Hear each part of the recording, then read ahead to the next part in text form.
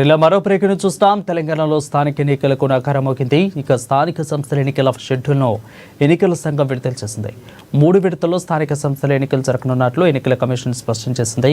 October 23న ఎన్నికల తొలి విడత పోలింగ్ ప్రారంభం కాగా ఇక నవంబర్ 11వ తేదీన ఎంపీటీసీ, జెడ్పీటీసీ ఎన్నికల కౌంటింగ్ జరగనుంది. దీనిపై మరింత సమాచారం అందించేందుకు మా ప్రతినిధి రమేష్ ఫోన్లో సిద్ధంగా ఉన్నారు. రమేష్, చెప్పండి, ఎన్నికలకు నకారైతే మోగింది, బట్ ఎన్నికల కమిషన్ దీన్ని ఏ విధంగా కొనసాగిస్తుంది? సో కాంగ్రెస్ పార్టీకి ఇద్దరికి అనుకూలంగానే ఉన్నట్లు ఏమైనా కనిపిస్తా ఉందా? రాష్ట్రంలో స్థానిక సంస్థల ఎన్నికలకు సంబంధించి షెడ్యూల్ ని కొద్దిసేపటి క్రితం రాష్ట్ర ఎన్నికల కమిషన్ విడుదల చేసింది.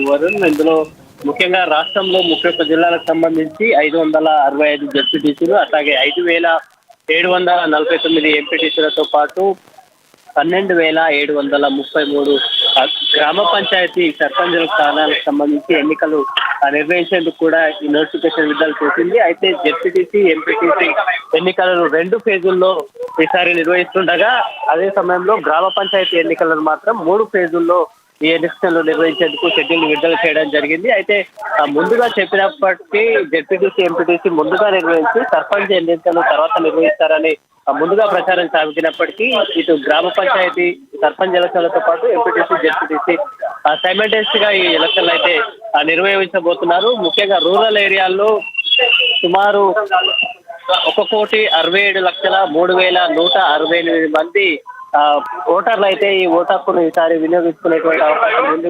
ఇక ప్రధానంగా చూస్తే కనుక ఎంపీటీసీ, జెడ్పీటీసీ ఎలక్షన్లకు సంబంధించి 2 విడతల్లో ఈ ఎలక్షన్లు అయితే నిర్వహించబోతున్నారు. ఇందుకు సంబంధించి మొదటి ఫేజ్ నోటిఫికేషన్ ని అక్టోబర్ 9 గురువారం రోజు విడుదల చేస్తుండగా 11వ తేదీ నుంచి కూడా నామినేషన్ స్వీకరణ జరుగుతుంది. ఇక డిస్పోజల్ సంబంధించి లాస్ట్ డేట్ 14వ తేదీ 10వ నెల వరకు, అక్టోబర్ వరకు కూడా జరుగుతుండగా 15వ తారీఖు వరకు కూడా బుధవారం అవుతుంది.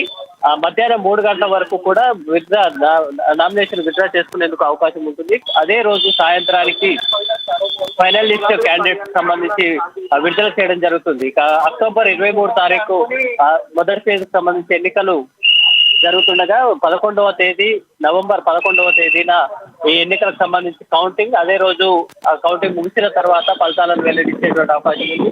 ఇక second phase MPP, ZPTC, MPTC ఎలక్షన్లకు, జెడ్పీపీలకు సంబంధించి ఎలక్షన్లు అయితే సెకండ్ ఫేజ్ కి సంబంధించి అక్టోబర్ 13వ తేదీన నోటిఫికేషన్ వస్తుండగా 19వ తేదీన ఫైనల్ లిస్ట్ క్యాండిడేట్ సంబంధించిన ఫైనల్ లిస్ట్ ప్రకటిస్తారు. అట్లాగే 27వ తేదీన ఎన్నికలు నిర్వహిస్తుండగా same first phase, second phase కి సంబంధించిన 2 ఎలక్షన్లకు సంబంధించి ఎంపీపీ, అట్లాగే ఎంపీటీసీ, జెడ్పీపీ స్థానాలకు సంబంధించి నవంబర్ 11వ తేదీన కౌంటింగ్ నిర్వహించడంతో పాటు ఫలితాలను కూడా ప్రకటించేటువంటి అవకాశం ఉంటుంది.